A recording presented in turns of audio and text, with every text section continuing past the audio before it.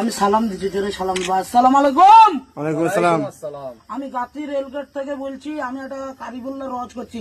খুদার কসম, আল্লাহর কসম করে বলছি, নবীর মেম্বারে যদি চেয়ারে দাড়ি বলতে হয়, খুদার কসম করে বলছি, আল্লাহর কসম করে বলছি, যে সুদ খায়, যে হারাম খায়, যে পাত্তা খায়, যে জিনা করে, যে মাগিবাজি করে, যে ঘুষ খায়, যে ঘুষের পয়সা নেয়, ঘুষ খায়, চোখ বুলু হয়ে যাবে।